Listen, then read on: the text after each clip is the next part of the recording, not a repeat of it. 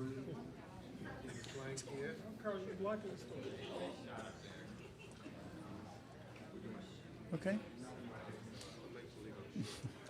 I want to welcome everybody to this press conference.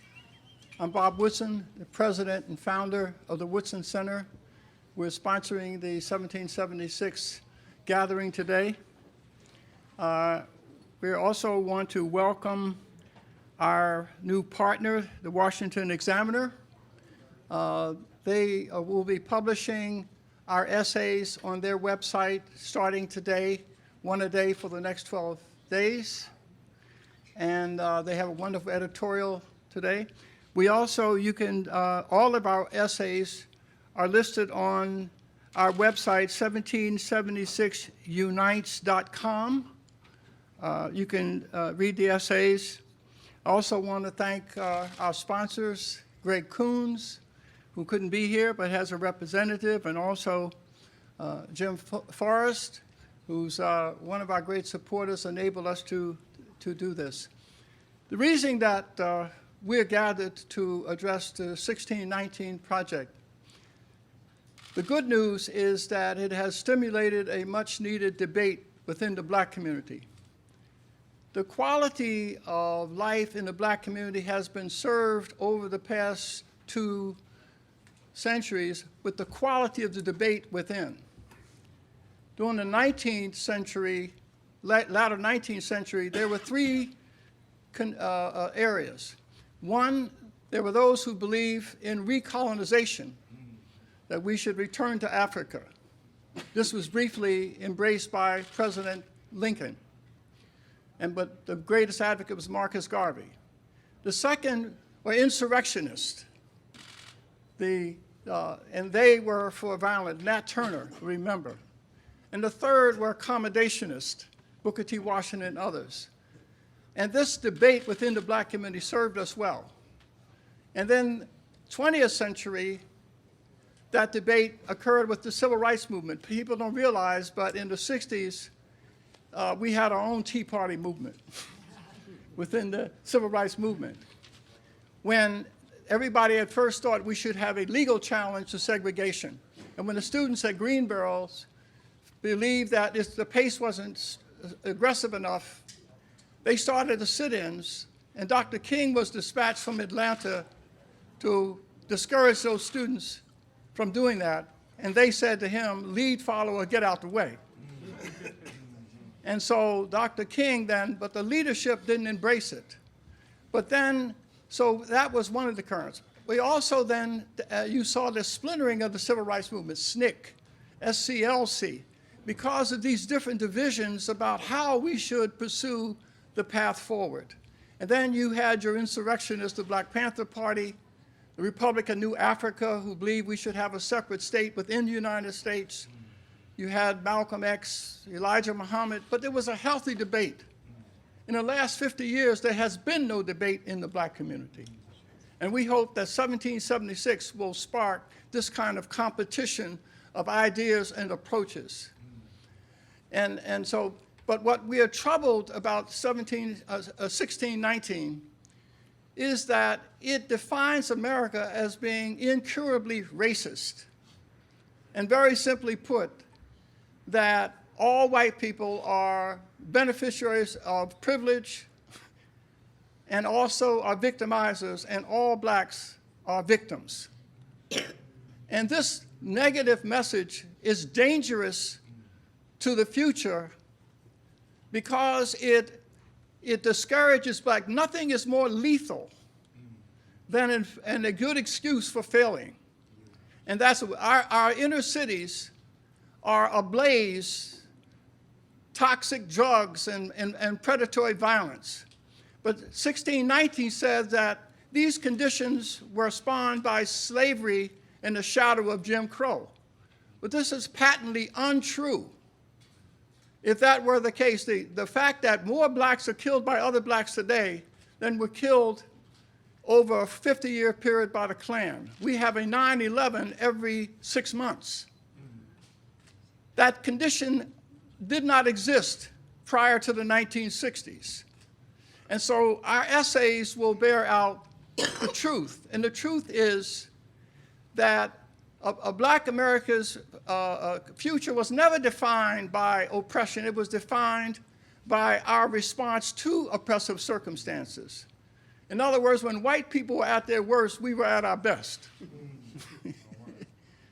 When we were denied access to hotels, we built our own. The Wallahaji in Atlanta, the St. Teresa in Chicago, in New York, the St. Charles in Chicago. When we were denied access to business in the Brownsville section of Chicago, there were 731 businesses owned by blacks in the city of Chicago and $100 million in real estate assets.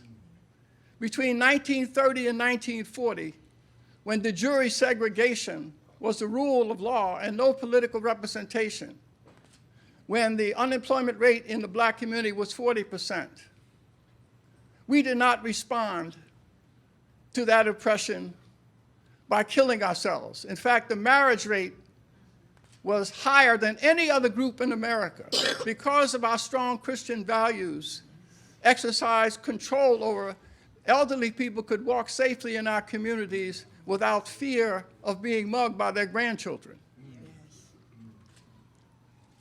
Poverty lowered between 1940 and 1960 from 82% down to 40%. We were well on the way of mending ourselves. So the reality is, if Black America is defined not by America's birth defect of slavery, but is defined by the promise that America, if we were to abide by the principles, the direction given us by 1619, what they're saying is that America is an evil empire, that America does not deserve to be supported because its fundamental principles are corrupt and hypocritical.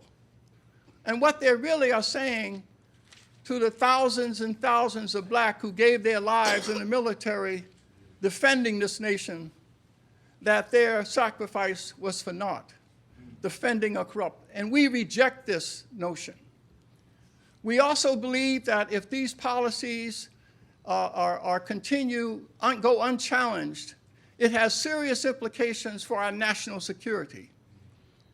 Because if you're saying as 3,000 schools now have been given this disastrous curriculum developed, and so can you imagine a 10-year-old child, black child, growing up for 8 years bombarded with anti-American propaganda? They are going to be called upon to join the military to defend. Why would you want to defend a nation that you've been told is corrupt and immoral? They're not going to be willing to be joining the police force to protect us. So it is important for this narrative to be challenged. But we are not going to engage in political debate. Americans are tired of gladiatorial combat. What we are offering at 1776 is an aspirational and an inspirational alternative narrative to what people are offering.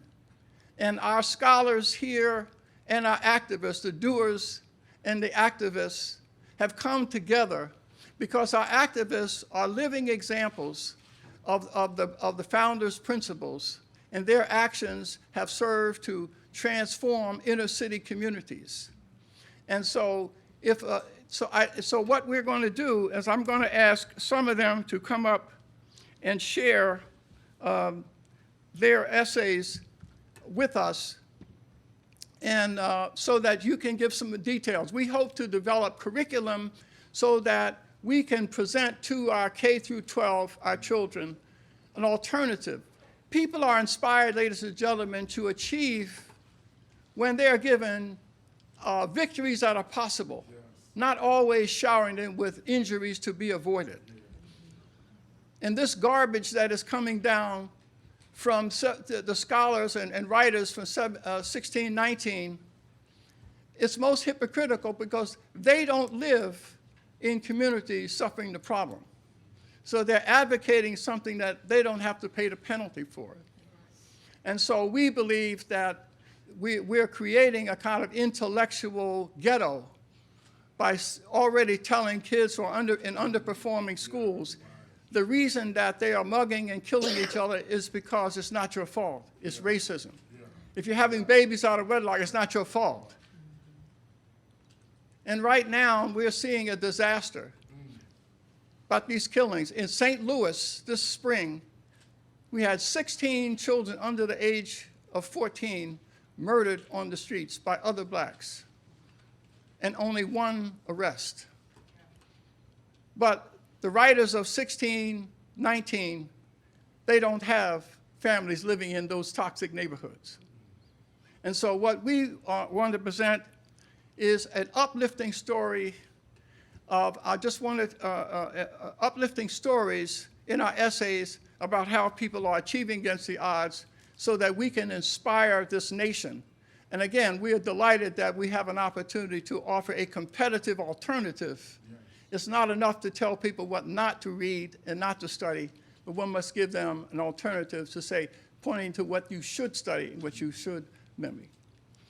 We're also pleased to have in our group Stephanie Deutsch, who has a book on Rosenwald schools. Her husband is the great-grandson of Julius Rosenwald, who, with Booker T. Washington, established the Rosenwald schools that closed the education gap in the South between 1920 and 1940. It was 8 years for whites and 5 years for blacks. And they closed that gap within 6 months, within 20 years. If racism were the culprit, how did we achieve in the presence of those circumstances? So we're going to be presenting other answers. I'm going to ask right now Dr. Glenn Loury to step up and offer some comments to us. Thank you, Bob. I'm Glenn Loury. I'm the Merton Stoltz Professor of the Social Sciences at Brown University. I have been a friend of Bob Woodson's and a collaborator for 35 years, and I'm very happy to be associated with this project. I won't take a long time to say again what Bob just said, but I'm here for two reasons. I believe in America, and I believe in black people. Something tells me when I read that document that the 1619 Project authors don't. They don't believe in America. We're not a city on a hill. We're not a light unto the nations. And I'm sorry to have to report, I get the impression that they don't believe in black people. I'll be brief. This great nation abolished slavery. Slavery was a fact of human civilization since antiquity. Abolition is the new idea. And that is a Western idea. Not possible without the democratic institutions that were built in 1776. Not possible without the ideals of the Enlightenment that were actually embodied in political institutions in 1776. There's a reason why democracies that have come along in the 200-odd years since have often sought to model their constitutions on the documents that were created in the era of 1776. So I believe in America. Not perfect, but perfectible. And I believe in black people. Slavery was a long time ago. The idea that the specter of slavery still determines the character of life amongst African Americans is an affront to me. We have shown, and will continue to show, that we are not merely baubles at the end of a historical string, being pushed this way and that by forces beyond our control. We can raise our children. We can educate them. We can build businesses and create wealth. We can conduct ourselves in a manner that deserves to be honored and emulated by others. And I believe that this project, the 1776 project, is an essential step in that direction. Thank you. I'm going to have to sit. Okay, go ahead. I want to introduce now Ian Rowe. Good afternoon. It is humbling and honored to be here. In the mid-1960s, my parents emigrated from Jamaica to the United States with their two sons. They had some trepidation because they fully understood the history of this country. They were fully aware of America's legacy of slavery, and they knew that we would have to confront and eventually overcome issues of race. But they also knew something else. They believed in this idea of the American dream. They believed that despite this nation's history, their two children could pursue a better life. And because of my parents' love, their example, their 48 years of marriage before my dad passed away, and because of the incredible opportunities I've experienced in this exceptional country, my mom can literally watch me now and see the embodiment of what she and my dad dreamed up many years ago. And for the last 10 years, I've run a network of public charter schools in the heart of the South Bronx and the Lower East Side of Manhattan. Our more than 2,000 students are primarily Black and Hispanic, almost all from low-income communities.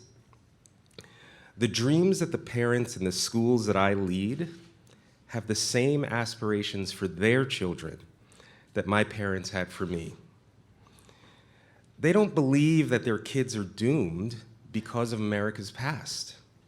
On the contrary, they choose our schools because we build within them a sense of what is possible. The last thing our kids need to hear is that they are in a perpetual state of victimhood. I'm incredibly honored to be part of 1776 because it is the future of the next generation that matters more than, in fact, what we believe in the past. Our kids ultimately will succeed not because they've developed a mindset around enslavement. Rather, we need to liberate the next generation to share innumerable stories of success so they develop a sense of empowerment. Thank you. Now we have a very exciting young man, Coleman Hughes, who's a student at Columbia University and a prolific writer and one of our rising stars.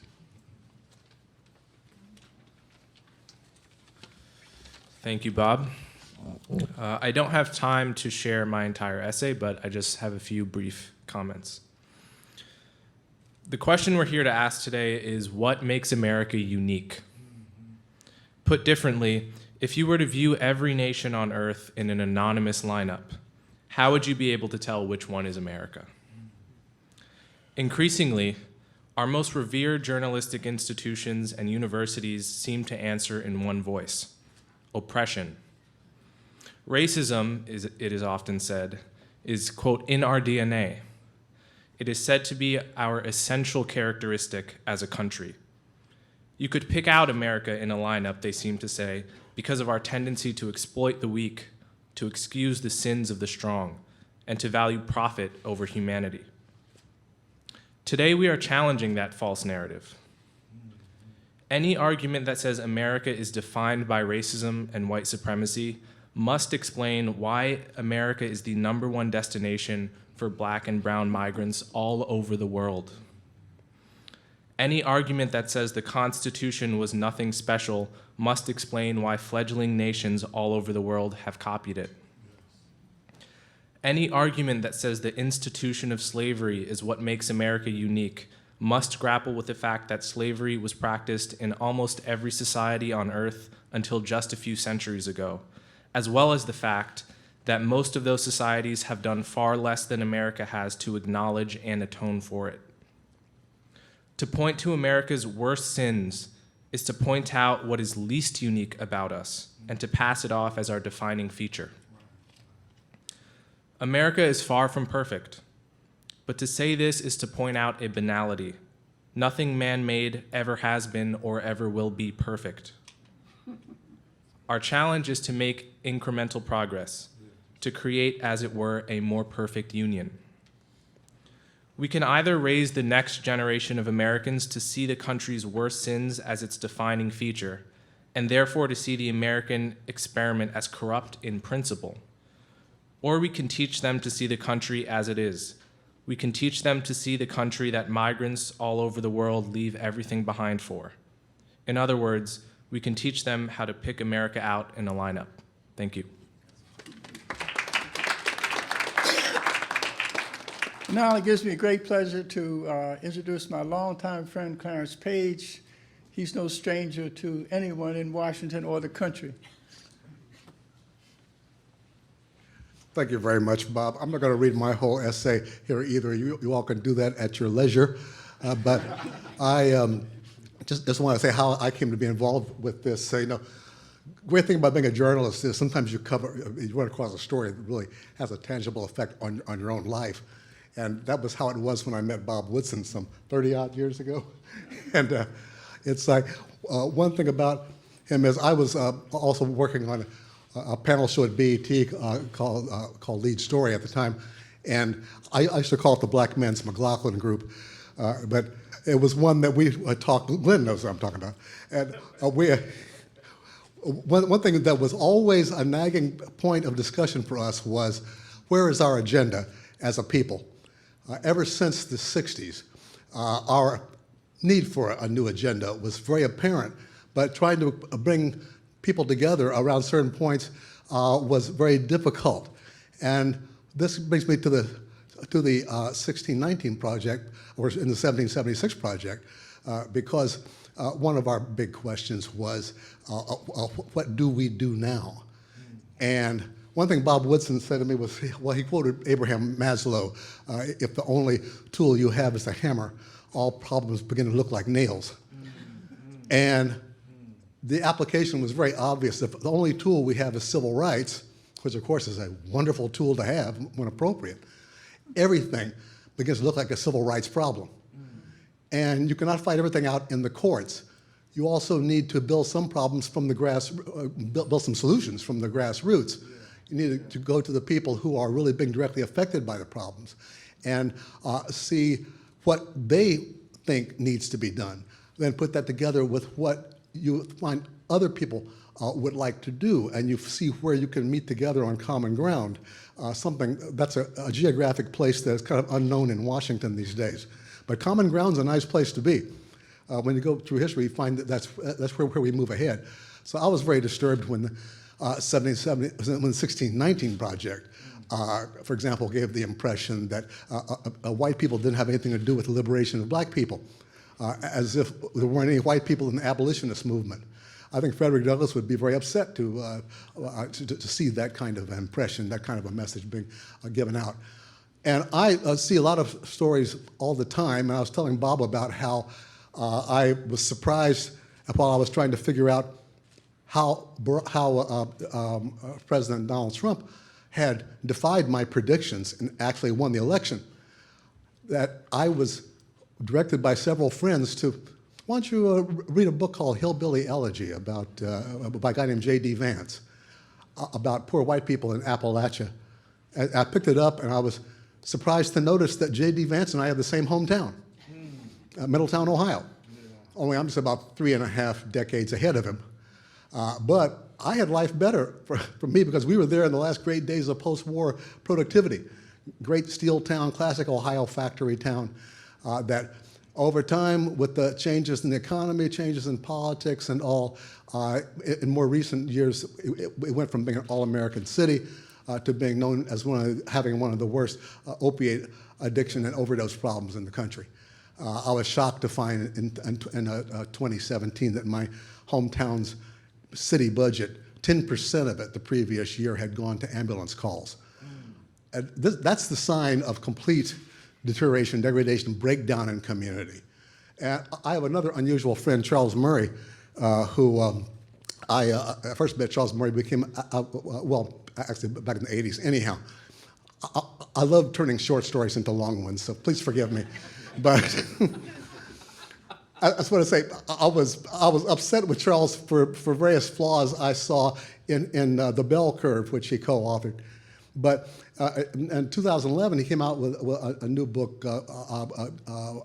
called Coming Apart, which focused only on poor white people. He got so much heat for talking about race. He said, I'm going to do a book about poverty without talking about race. So we'll just focus on the white people. I say, Charles, I love you. Because he made so many points in this book that I've been saying for years, that white folks have the same poverty problems as black folks. We just got a different skin color, basically. I call it the colorization of poverty.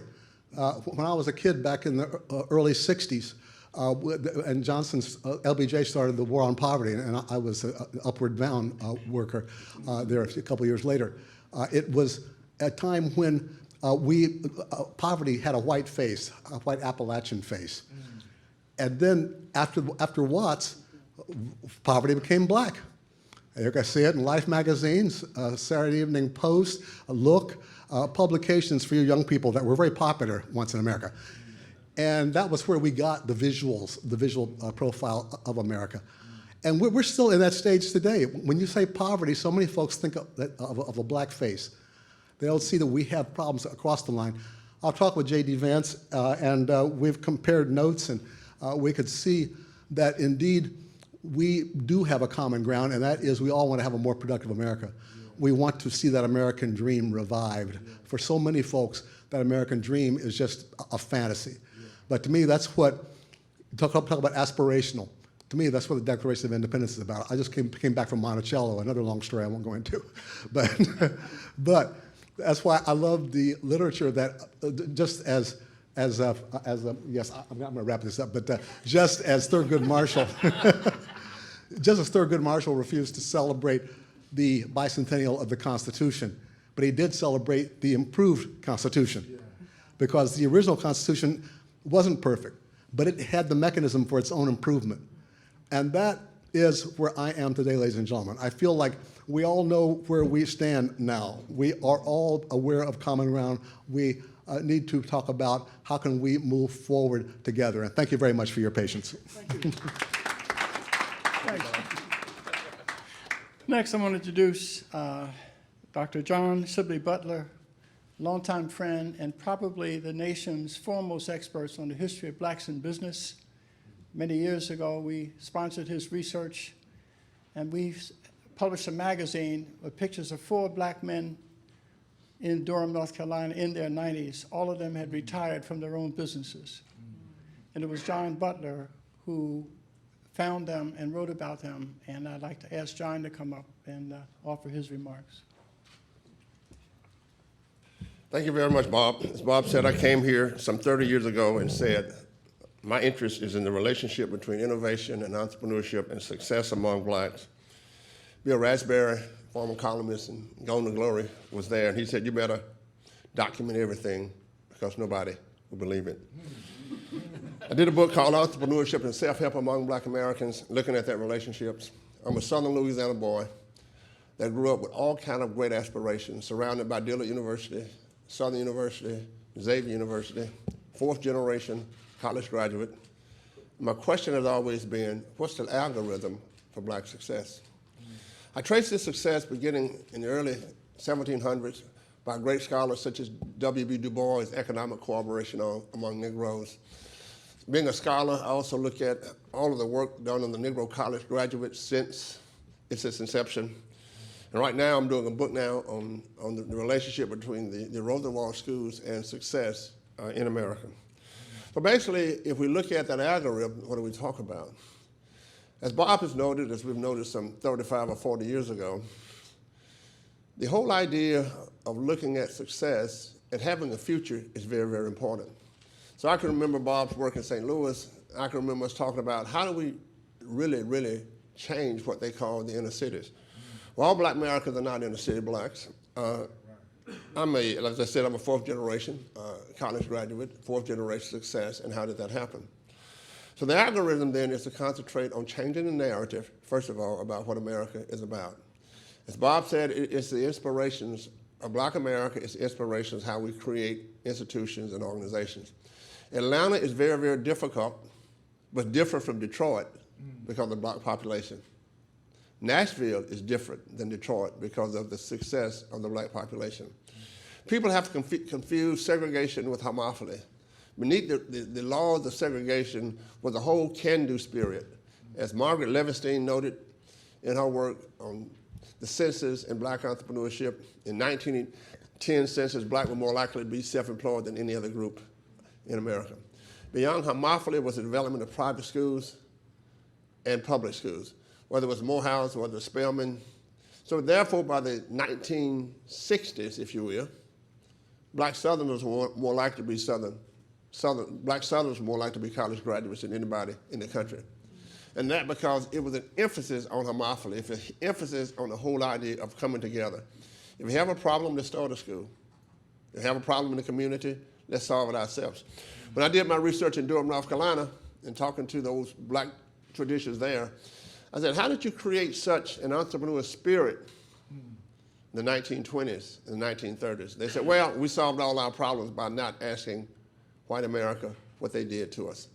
So I think this is in line with our group that's really, really interested in coming to America and saying the following.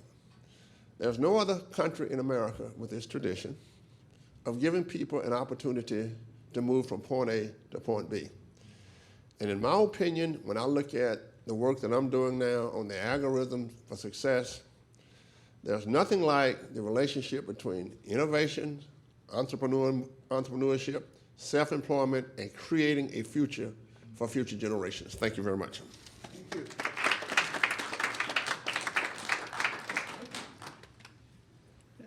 Next, we want to introduce Jason Hill, who will offer some remarks on his essay and his work.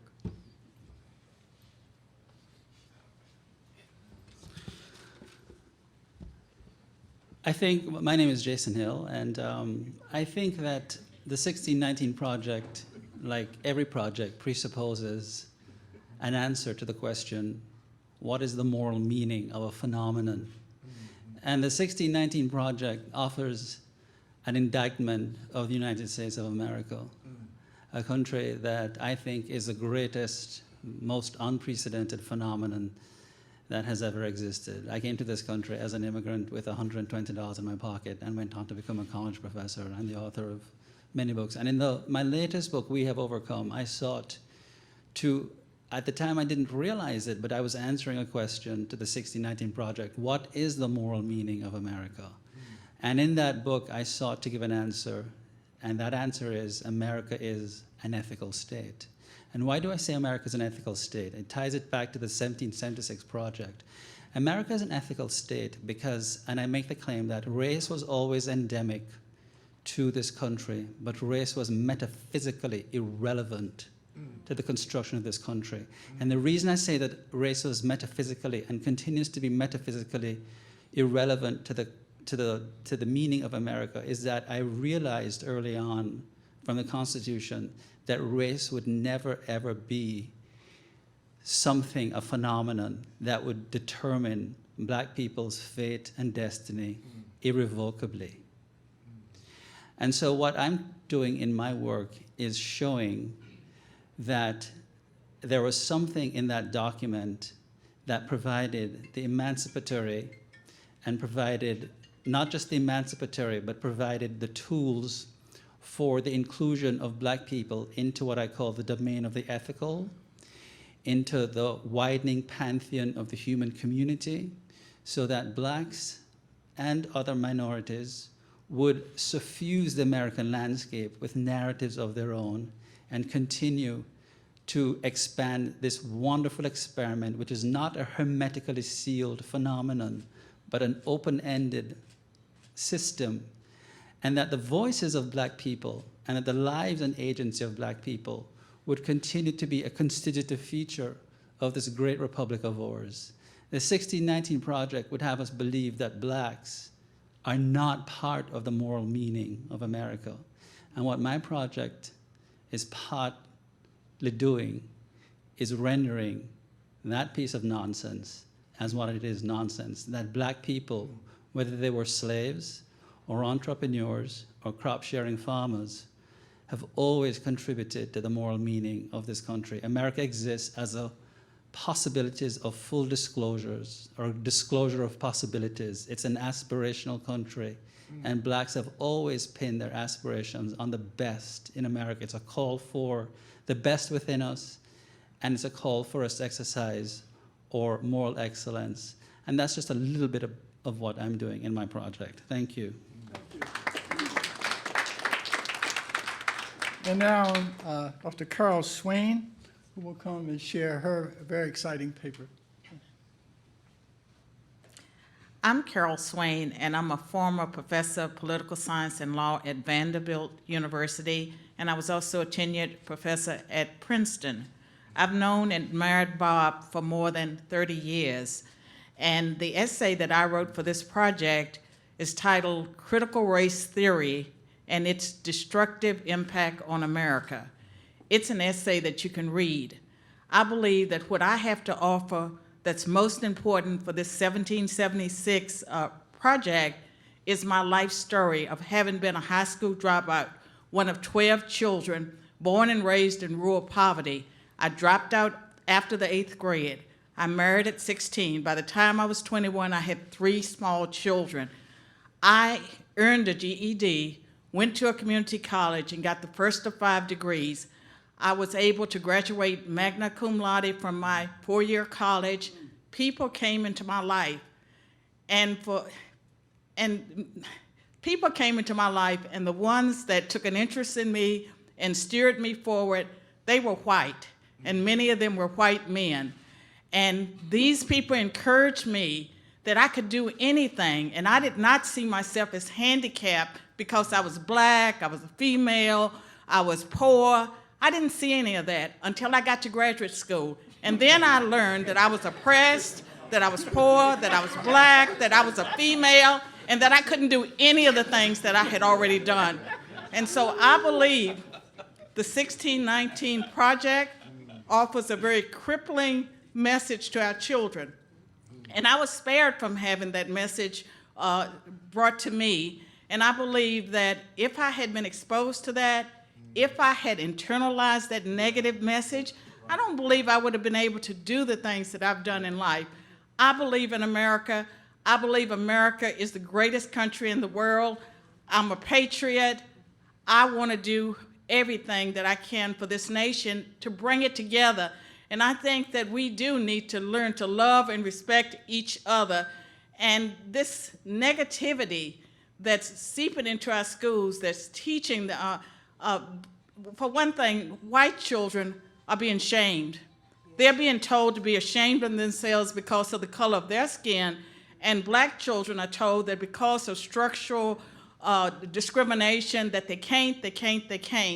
We have to counter that. We are at an important tipping point in this nation. What we do matters, and I believe that the 1776 project, that this project is an important historical moment, and we need people to get behind us.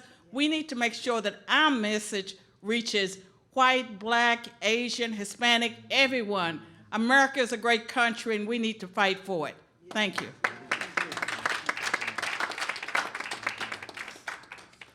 I'm glad I'm not following, Carol.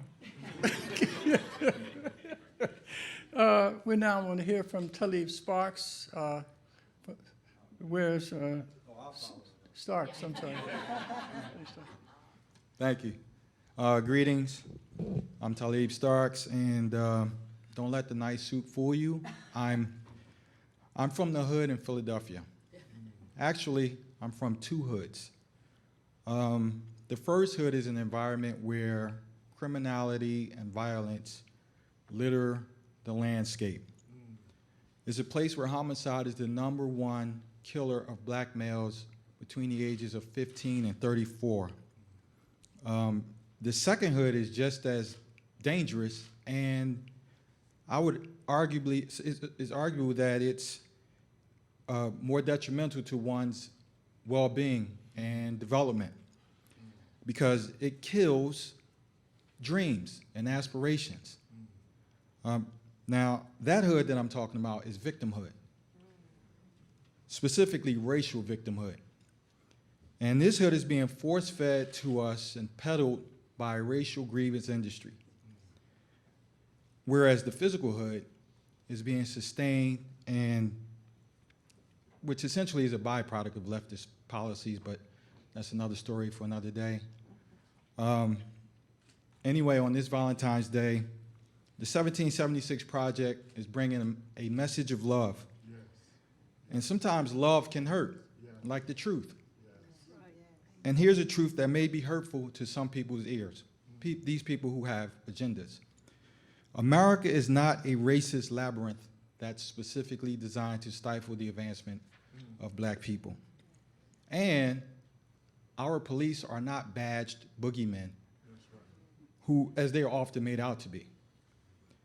So with God's help, this 1776 project will indeed break the gravitational pull of racial victimhood that seems to be omnipresent in this great country. Thank you. Thank you. And now I want to bring Wilfred Reilly up to offer.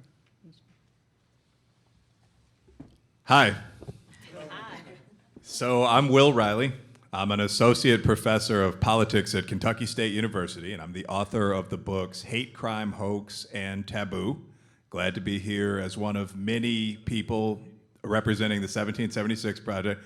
Thanks, I do have a nice natural baritone, as well as a nice natural tan. But so, back up a little bit. I don't think I need the mic, honestly, in a room this size.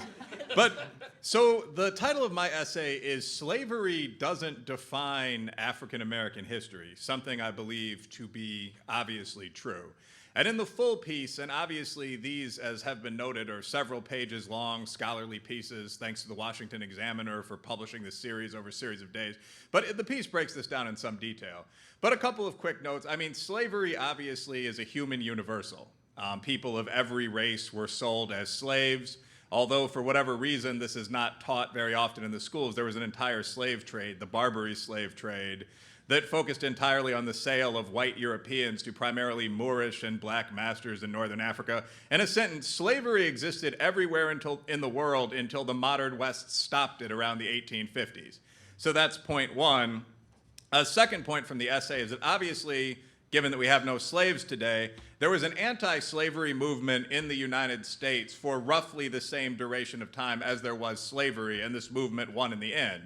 This was a movement made up of many black and white people of goodwill. And as most things do, the campaign against slavery proceeded incrementally. I mean, in 1808, for example, a law was passed prohibiting the importation of slaves, essentially crippling the Atlantic slave trade. Finally, obviously, it can't be forgotten that we freed the slaves in the United States at terrible cost. During the Civil War, about 600,000 Americans, most of the men of the North, were killed. I did the calculations on the back of a playing card deck coming here, and that was one for every 9.2 slaves freed. So if the USA owed a bill for slavery, you can argue that we, black and white, have both already paid it in blood. So all of this is discussed in the essay. One final point in the piece is that many modern black problems seem to have very little to do with slavery and a great deal to do with the social revolution of the 1960s. And the clearest evidence I can find of this is that they're mirrored among our white countrymen. So in 1938, for example, according to the economist Walter Williams, the illegitimacy rate, if you want to use that term, for African Americans was 11%. Now, admittedly, in a sort of healthy competition, it was only 4% for whites, so good for Caucasian Americans as well. But the illegitimacy rate currently is 74% for African Americans. It's 37% for white Americans. It's around 55% for Hispanic Americans, around 60% for Native Americans, and I believe 42.3% for the entire country, regardless of color. This is a national universal problem that clearly, by definition, has nothing to do with slavery. I suspect that if you look at opiate abuse in poor white communities or gang violence in African American neighborhoods, those are things that on both sides are far, far, far more serious than they ever were when we were actually fighting one another in the streets. We can't make excuses. We just need to work together and solve these problems. So I note this in the piece. And finally, without going through the entire article, I'm a supporter of the 1776 project for one simple reason. I think some things are commonsensical, obvious truths that you've heard from athletic coaches and preachers and mothers and fathers your entire life. One of those is that the United States of America, while it has flaws, is a pretty good society if you look at freedoms or income or virtually anything else on a global basis. It is not especially hard to succeed in the United States of America. People regularly come from countries where, without any mockery at all, cars are a luxury item, Ethiopia and Vietnam and so forth, and outperform much of the native population of the USA. And I think that this is possible for anyone of any color in the United States of America, given personal responsibility and hard work. There's absolutely no reason whatsoever that middle-class African Americans or our Appalachian countrymen should be held to a lower standard than recent immigrants from the developing world. That is racism. And that is my essay.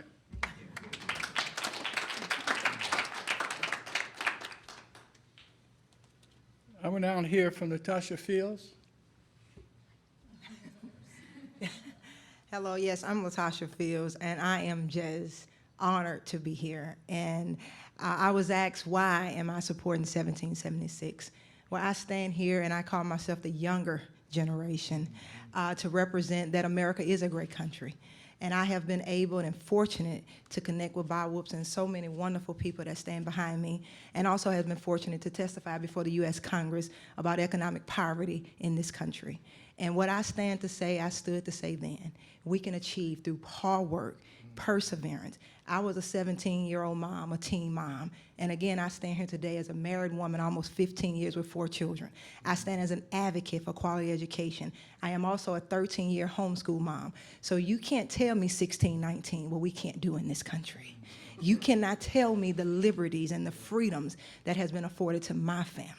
And when it comes to African American history or Black history, I teach my children, I have been teaching them for 13 years, that is not Black history, it's not white history, it is American history. The good, the bad, and the ugly, we're one. And they will learn the truth. And so I thank God for this opportunity to be a part of such phenomenal people. And as we come together and as we embrace the truth, and like Mr. Woodson continued to tell us, not to debate, but to have an alternative. We all stand here today as an alternative. And we all look Black. Well, some of us. Some of us. So we are the alternative. And our children can succeed. They can be successful. And I've been showing my children, and we've been doing it since 1642. Amen. Amen. And so we can succeed in this country. And so again, I just thank God to be a part of such a beautiful, beautiful project. And I just want to tell my family and friends and my people, this country, we love you. We love our children. We love our youth. And every parent wants the best for their children. Amen. Thank you. And now before introducing our last presenter, before we take questions, just want to acknowledge in the room the presence of one of our leaders, Mr. Tyrone Parker, who's the president of Alliance of Concerned Men in the back. And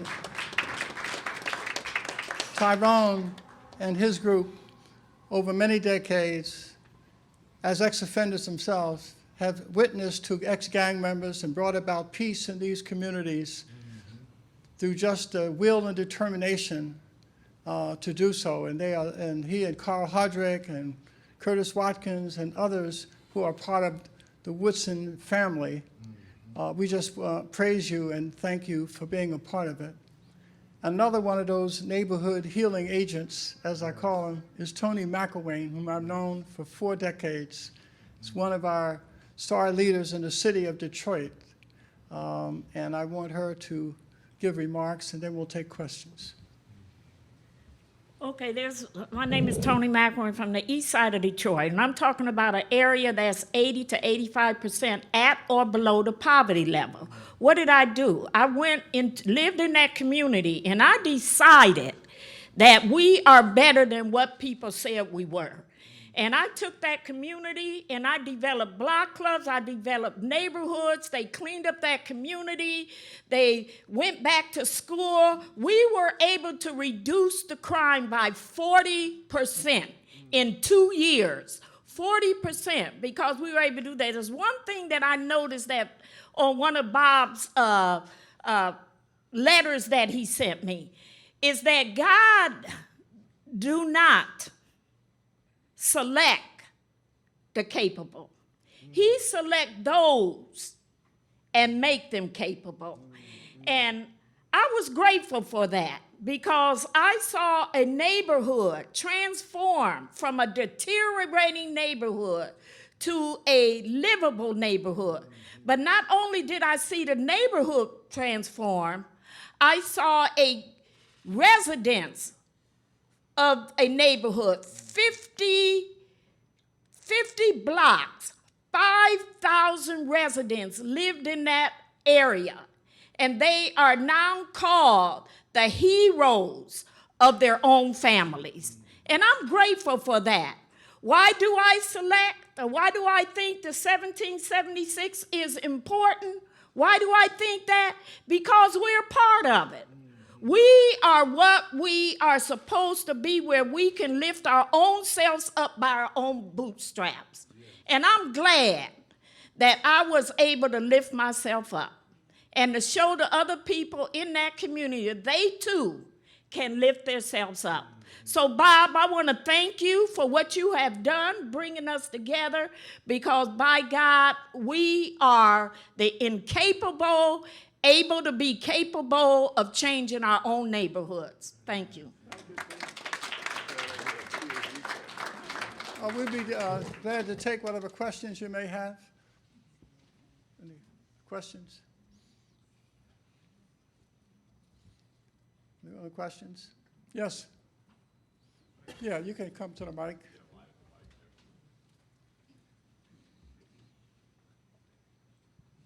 This isn't necessarily directed at any specific person, but it's maybe a thought that I was kind of wondering if the presenters had in general, which was that, do any of you think that we're at a point where, in terms of elections, things like that, we're past the point where we just talk about the black vote as this monolithic thing, as if every black person's going to vote the same way in an election? That was what Joe Biden still is banking on, is this idea of having 40% of the black vote or whatever. That started to deteriorate over time.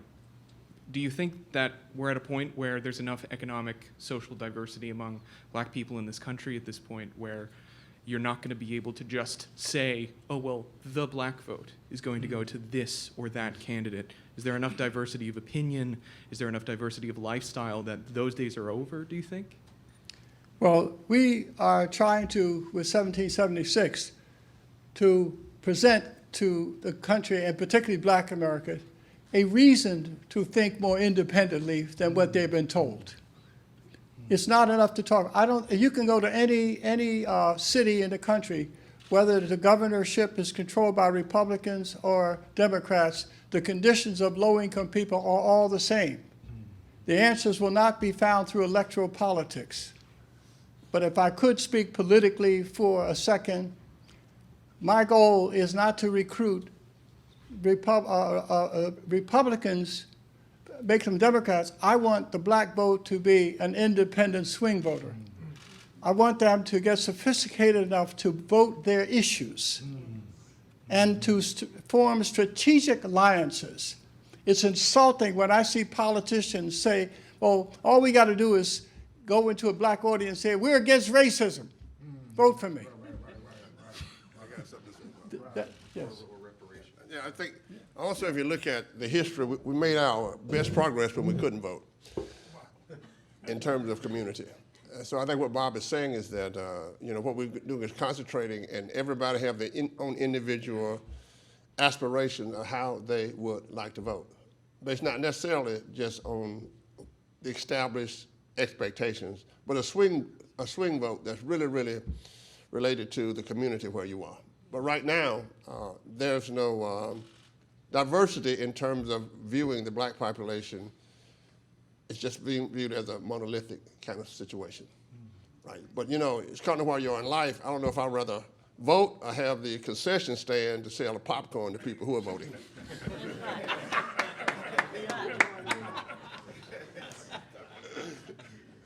I would say that if we look at the public opinion polling, and if I were to look at the black youth and people that I talk with, I don't believe the black vote is monolithic.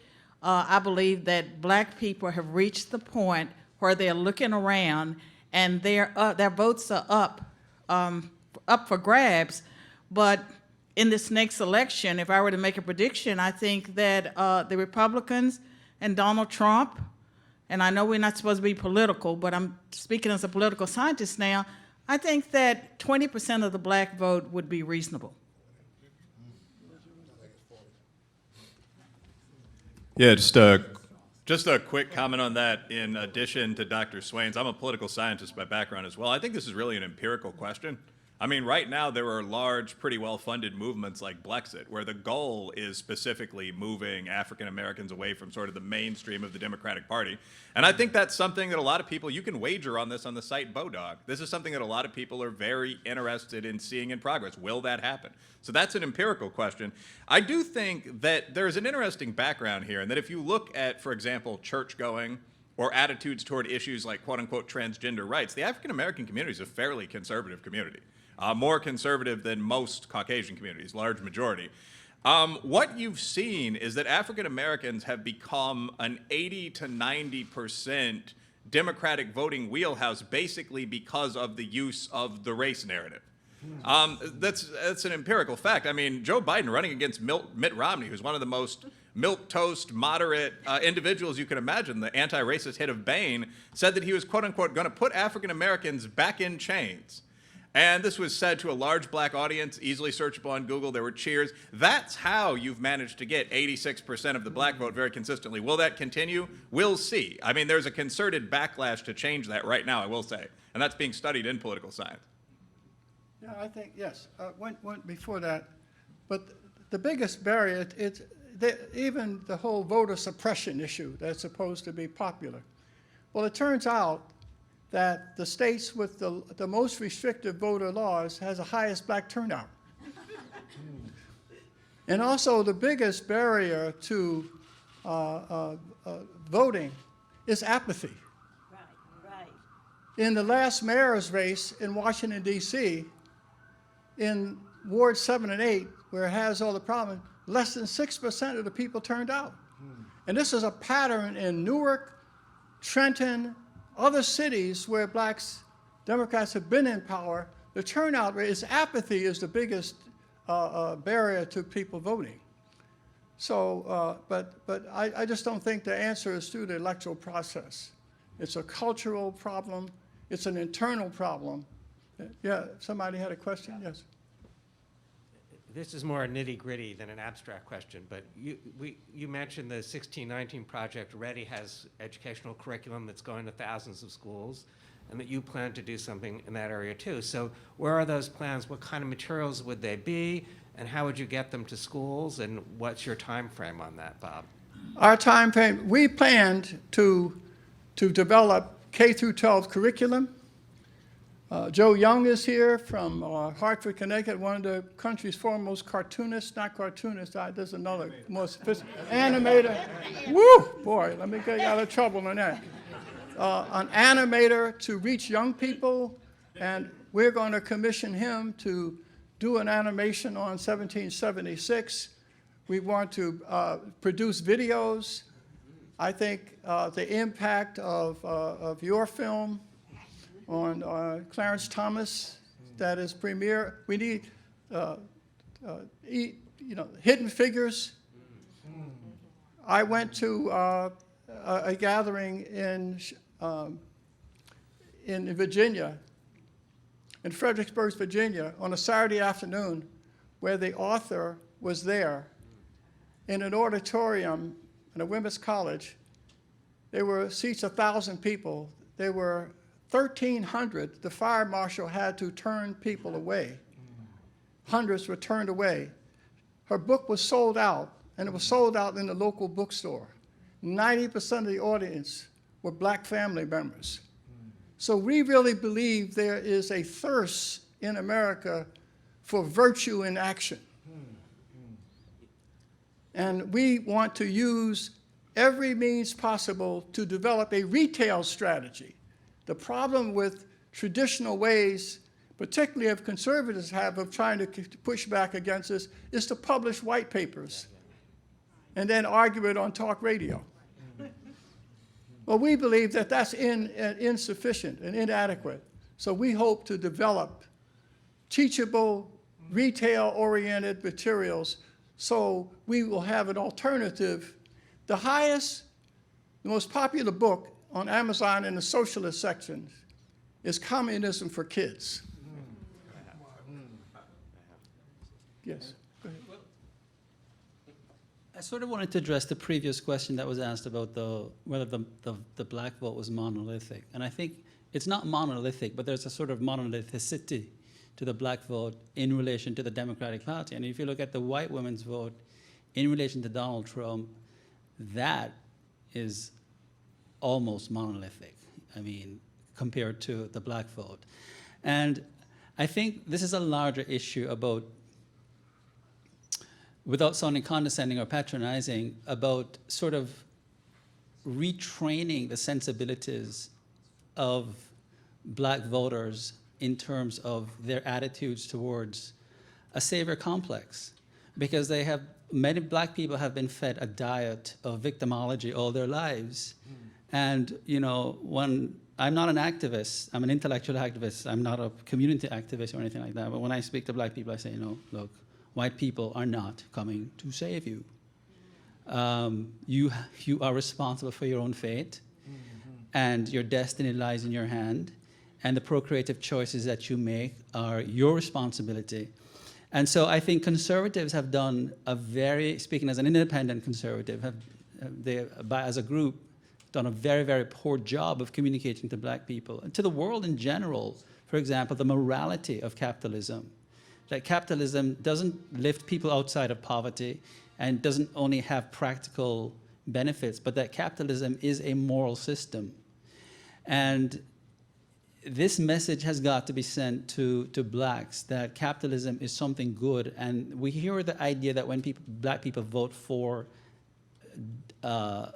Republicans or vote conservative, that they're voting against their own economic self-interest. And I think they have to be divested of these kind of shibboleths, right? That they're not voting against their own economic self-interest when they're voting for a government that initiates tax cuts for small businesses that will then hire them and give them a break, and also give them a chance to start their own businesses. So I think this is a sort of educational process that conservatives should take very seriously. Whereas the Democrats turn up with a bunch of chicken wings and watermelons, slices like Mrs. Clinton did, right? And what else? And hot sauce, yes. The conservatives need to turn up with some ideological pamphlets and start teaching blacks about the moral basis of capitalism, that capitalism is a good moral thing in and of itself, aside from the practical results that it can deliver to their lives in terms of material benefits. Yeah. Just in closing, I just want to add that America is in a moral and spiritual freefall. It is consuming people in different classes and different races. The very fact that in Palo Alto, Silicon Valley, that the suicide rate is 6 times the national average, when 90% of two-parent households where the parents have master's degrees. The crisis facing the emptiness of a 17-year-old daughter, the mother has to face that reality of her 17-year-old daughter. She has more in common with the 17-year-old black woman who lost her 17-year-old daughter to homicide in public housing. We need to address that lack of content and meaning in their lives. One is not insulated because of privilege, and one is not shielded because of injustice. That's why we are committed to taking race off of the table so that we can come together as Americans and address the lack of content and meaning in lives that are causing even affluent white kids to overdose on opiates. And so this is our task for 1776, and I want to thank all of you for coming, and this ends our press conference.